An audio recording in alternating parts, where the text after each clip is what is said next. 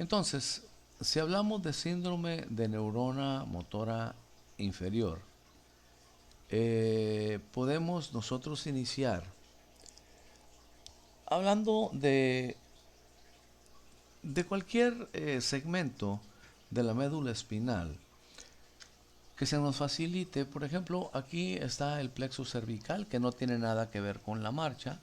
Recordemos que el tema toral de esta plática es la marcha, pero nos sirve como ejercicio y como ejemplo hablar. Aquí está el plexo cervical, que nace de C5, C6, C7, C8 y T1.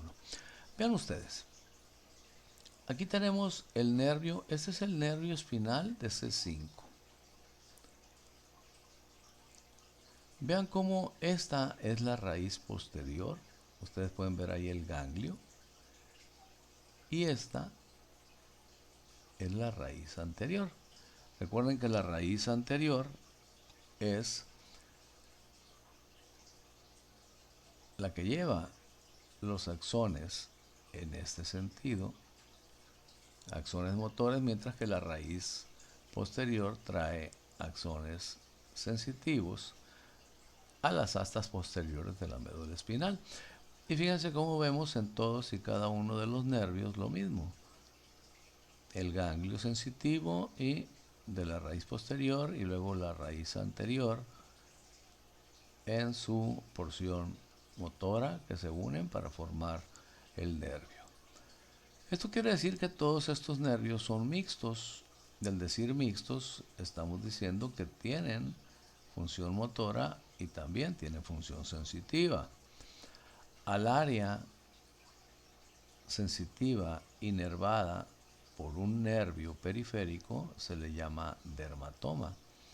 Y aquí les estoy dibujando los ganglios sensitivos y las raíces anteriores de cada uno de los nervios.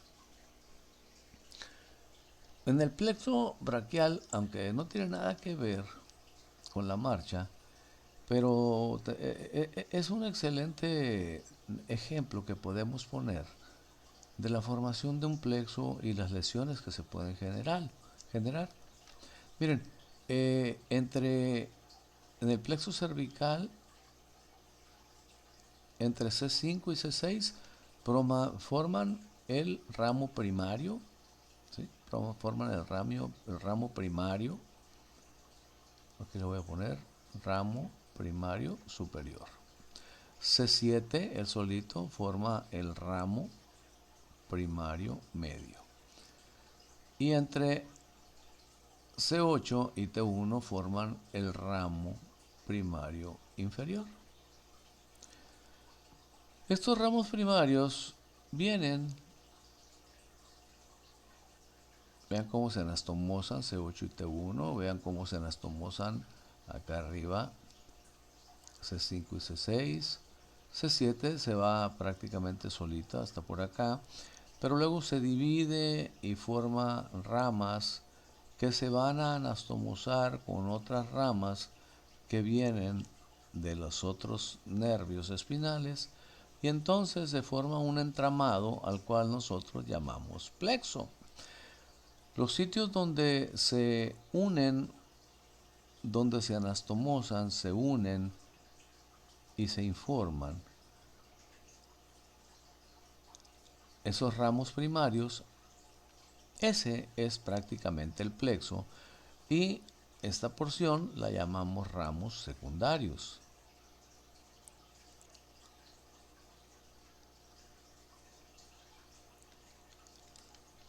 Este es el ramo secundario antero externo. Este es el ramo, perdón, este es el ramo secundario posterior.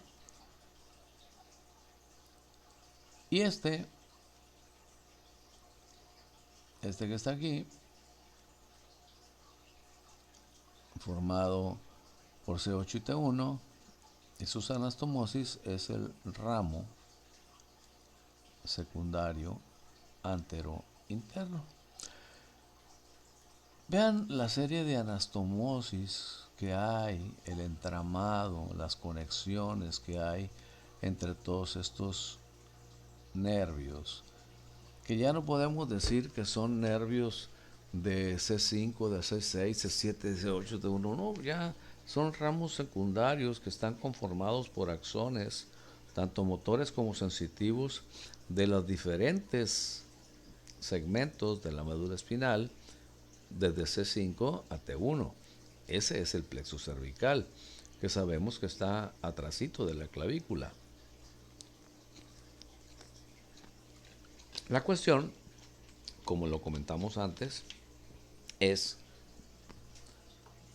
que a final de cuentas salen los nervios periféricos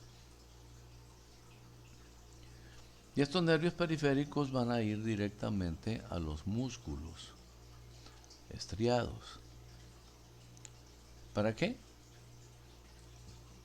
Para darles movimiento, para darles fuerza,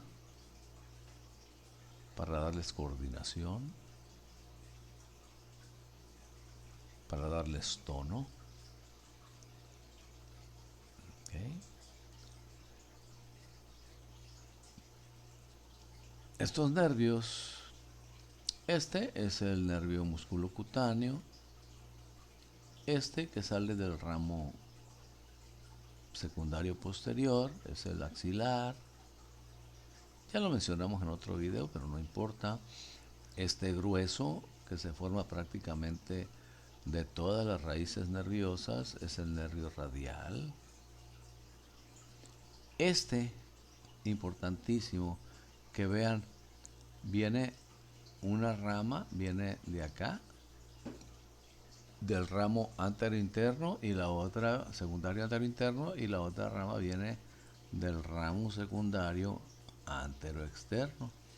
Este es el nervio mediano.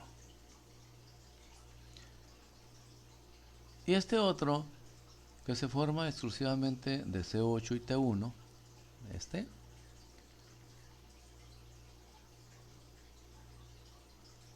es el nervio cubital. Cada uno de ellos tiene función motora y función sensitiva en diferentes partes de el brazo, el antebrazo y la mano. No nos vamos a meter ahorita con ellos porque además no tiene nada que ver con la marcha. Pero sí volver a insistir, si hay una lesión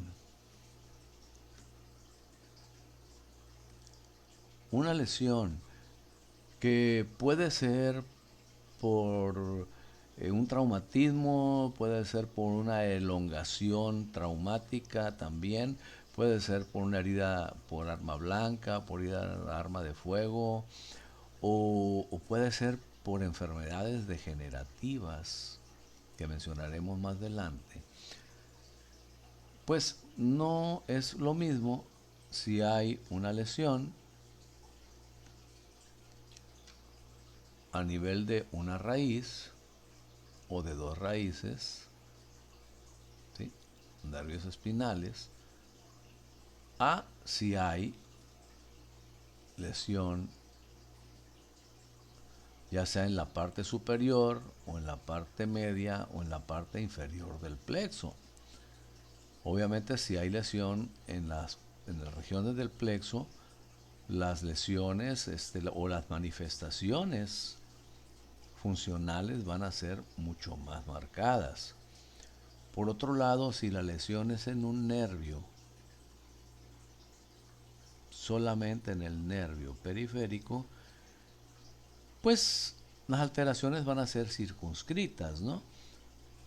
Si es en el cubital, en el mediano, en el radial, en el axilar o en el músculo cutáneo, vamos a tener alteraciones circunscritas a los grupos musculares y al área cutánea inervados por cada uno de estos nervios. En cambio, si yo lesionara aquí, por ejemplo, a la altura de C7, donde se bifurca para unirse al ramo secundario anteroexterno y al ramo posterior, que es este, pues voy a tener problemas bastante serios con el nervio radial, el nervio axilar y el nervio musculocutáneo. ¿Por qué? Porque estoy generando lesión en donde nacen esos nervios axilares. Entendamos, el plexo nace de los nervios espinales. Y no confundan nervios espinales con nervios periféricos. Si tenemos lesión en el plexo, se involucran varios nervios espinales y eso desde luego hace que los nervios periféricos salgan defectuosos y con problemas de inervación, cosa que no se sucede tan severamente si es solamente una raíz nerviosa o un nervio espinal, vaya, el que se lesiona. ¿Por qué? Porque, por ejemplo, tenemos el nervio radial. El nervio radial se forma prácticamente, si ustedes siguen el nervio radial, vean cómo se forma de la anastomosis, prácticamente de la anastomosis de todos los nervios espinales. Es decir, el nervio radial se forma de C1, de C5, C6, C7, C8 y T1. Todos. Entonces, si tuviéramos nosotros una lesión de C8, bueno, este nervio radial se afectaría, pero se afectaría, ¿qué será? En un 20%, cuando mucho. Espero explicarme. Si este nervio radial recibe axones, motores y sensitivos de los 5 nervios espinales y solamente uno de ellos se lesiona, bueno, perderá una parte que correspondería más o menos a un 20%. Si son 5, uno de 5 es el 20% de la sensibilidad y de la motricidad, porque los otros 4, si están en buen estado, le van a dar funcionalidad al nervio radial. Pero por ejemplo, el nervio musculocutáneo, que recibe inervación únicamente de C5 y de C6, como pueden ustedes ver siguiendo al nervio, pues si se lesiona C5 va a tener problemas de un 50%. ¿Sí? Tendría problemas del 50% de su sensibilidad y su motricidad. ¿Por qué? Porque depende únicamente de C5 y de C6.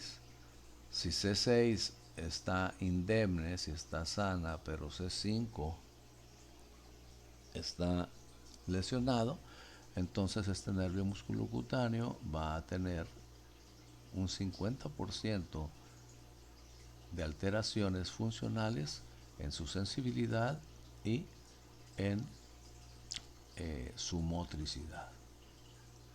¿Okay? Por eso es importante que nos demos cuenta nosotros o que hagamos una buena semiología, una buena anamnesis y una buena exploración cuando se trata de un síndrome de neurona motora inferior. Recuerden que lo primero que tenemos que ver es si el individuo, sus músculos están espásticos o están flácidos. Si están espásticos, no es neurona motora inferior, lo más probable es que sea neurona motora superior. Si están flácidos, definitivamente será un síndrome de neurona motora inferior.